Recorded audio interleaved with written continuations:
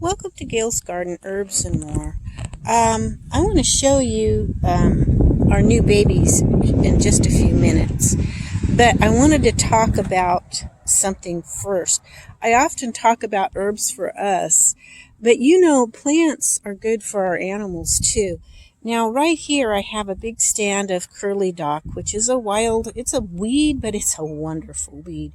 You can use the leaves put a little bit in your salads, a little bit, I don't know if you'd call it bitter, I don't know what you'd call it. I don't like a whole bunch, but I usually put a little bit in there and then you don't notice it so much. My favorite is the roots. In the winter, though, is when you want to dig the roots because all your nutrition in the wintertime goes down into the roots for the winter and then starts coming back up into the leaves later in the spring. But what I do sometimes with these, and I need to cut some more, I cut some yesterday, I don't have very many chickens, but I whack a bunch of these down and I take them and give the greens. My chickens love it. Your chickens need greens too. So this is an herb, I guess, but any of your greens really are herbs. But they're really good for your animals. Now there's just even the grass. You can pull the grass and put it in their nesting boxes. You don't have to go out and buy hay if you don't have hay.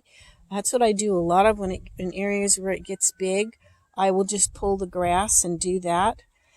Another thing that I am going to do, now this isn't so much for the animals, but do you see the blackberry vines that are coming up through from the other side? There's new leaves coming out. I'm going to come out here probably when I get off the phone and pick a bunch of these new fresh green leaves. And I'm going to dry it. It makes a wonderful tea. It tastes kind of like black tea. Very good for you in a lot of different ways. You get some tannins there if you've ever read about tannins and what you can use tannins for.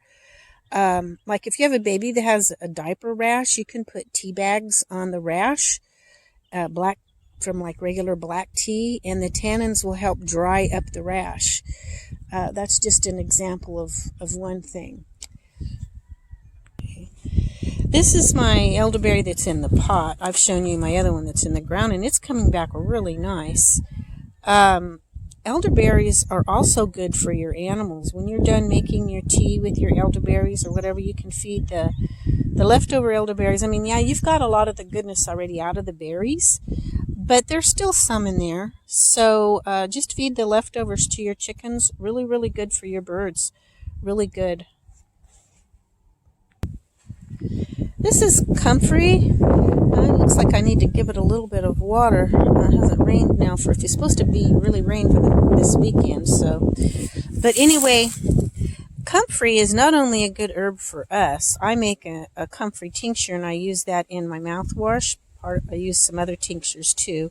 I also make a Comfrey oil so I can make salves with it for healing. Sometime I need to do just a video on Comfrey. But anyway, the chickens love this stuff and it is so nutritious for them. So I'm going to try to separate, and I just transplanted this last fall, so I don't want to separate it right now. I'm going to let it grow. But when you get up extra leaves and stuff, you just chop them up and give them to your chickens. It's very, very nutritious for your chickens.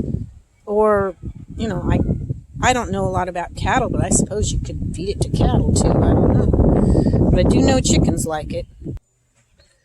Now, just your lettuces and stuff, if you have some old lettuce leaves or whatever, would be good. You can feed to your chickens too. I had someone ask me, I guess it was this morning in a text message, what do chickens eat? Chickens love stuff like that. Now, my chickens don't get a whole lot of this type of thing that with me feeding it to them, because any old leaves I compost and I eat. What's there, what I don't eat goes in the compost, because I do try to free range my chickens some. Now I've got the yard kind of reinforced. I don't have too many big chickens, but they're running loose right now in the yard.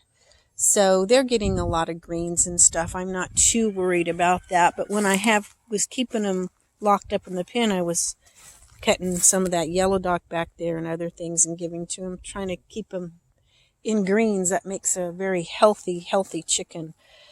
But anyway, so much for that. Now I'm going to show you my babies. since the neighbor's dogs killed killed my chickens. I got some new chicks because one of my silkies, I still had my 2 silkies, one of them started setting. So this is her first batch of babies, and she's been a really good mother just to be her first time, and she's been doing really well. So I have them in a separate little cage until the chicks get bigger. And then when they get a little bigger, we have a new cat. Well, she's not really new, but new since I've had chicks. The old cat, Reggie, he's been raised with chicks. She didn't have chicks around her when she came to us, she wasn't a year old. I'm not sure how old she was. The vet, she picked us out, and she would not leave.